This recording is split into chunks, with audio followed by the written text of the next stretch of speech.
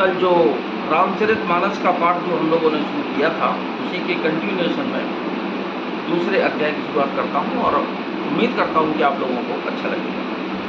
कथा प्रारंभ होतु है, सुनहु वीर हनुमान, आसन वाय बिराजिए, तेज पुंज बलवान, सियावर रामचंद्र जी की जय, पवन सुत हनुमान जी की जय।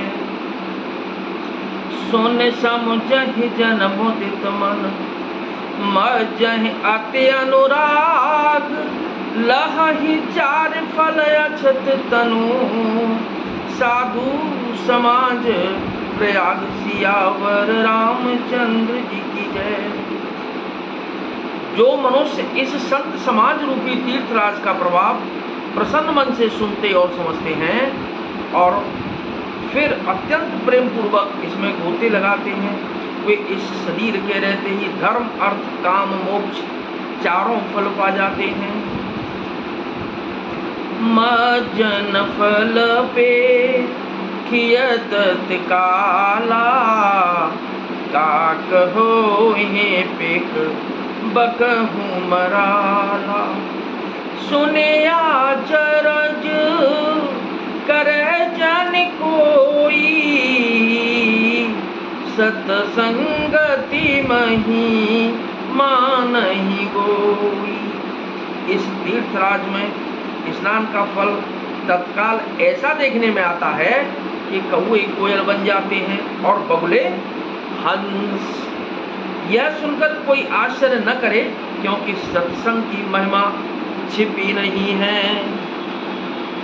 वाल्मीकि नारद घट जोनी, निज निज मुखन कही निज होनी, जलचर थलचर नभचर नाना, जे जड़ चेतन जीव जहाना। वाल्मीकि जी, नारद जी और अगस्त्य जी ने अपने अपने मुखों से अपनी होनी जीवन का वृत्तांत कही है। जल में रहने वाले, जमीन पर चलने वाले और आकाश में विचरने वाले नाना प्रकार के जड़ चेतन जितने जीव इस जगत में हैं, मत कीरति गति भूति भलाई, जब जेहि जतन जहाँ जेहि पाही, सो जानब सत्संग प्रभाऊ, लोकहु बेहद नयान उपाऊ।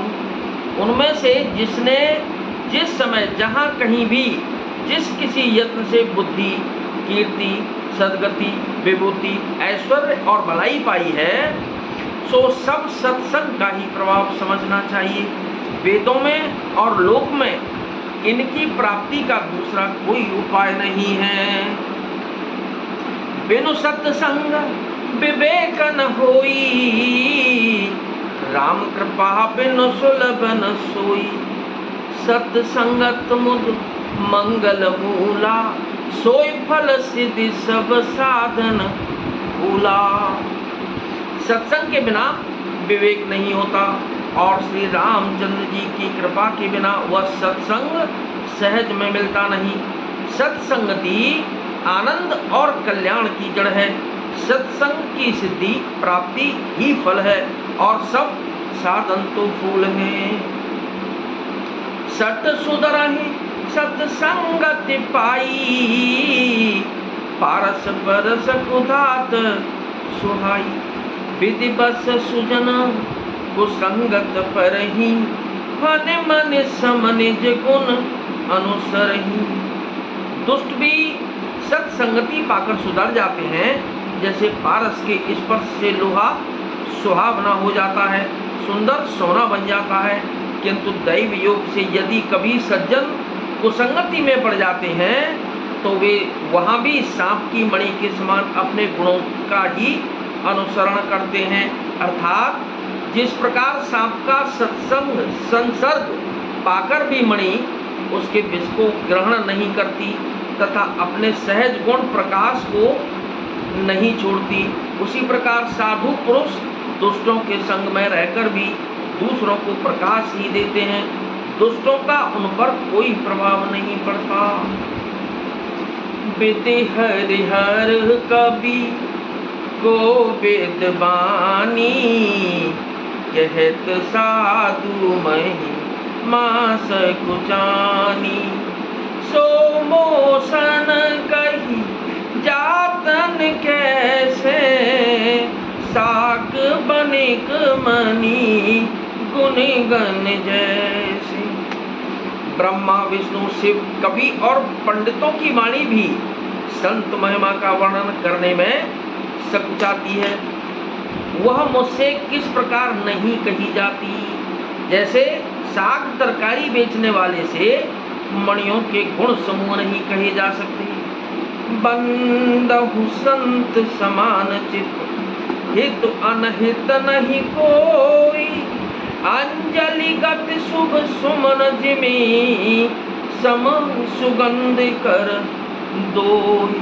सियावर रामचंद्र जी की जय, पवन सुत हनुमान जी की जय।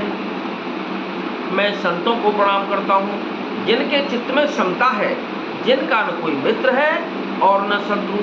जैसे अंजलि में रखे हुए सुंदर फूल, जिस हाथ ने फूलों को तोड़ा और जिसने उनको रखा, उन दोनों ही हाथों को समान रूप से सुगंधित करते हैं। वैसे ही संत, शत्रु और मित्र दोनों का ही समान रूप से कल्याण करते हैं। संत सरल चित जगत हित, जान स्वभाव स्नेहो। बाल विनय सुन कर कृपा, रामचरण रति देव। सियावर रामचंद्र जी की जय, पवन सुत हनुमान जी की जय। संत सरल हृदय और जगत के हितकारी होते हैं। उनके ऐसे स्वभाव और स्नेह को जानकर मैं विनय करता हूँ। मेरी इस बाल विनय को सुनकर कृपा करके श्री रामचंद्र जी के चरणों में मुझे प्रीति दें। मंगल भवन अमंगल हारी, और उमा सहित जय जपत पुरारी। कथा विसर्जन होत है, विदा हो हनुमान। राम लखन और जानकी, सदा करें कल्याण। सियावर रामचंद्र जी की जय, पवन सुत हनुमान जी की जय।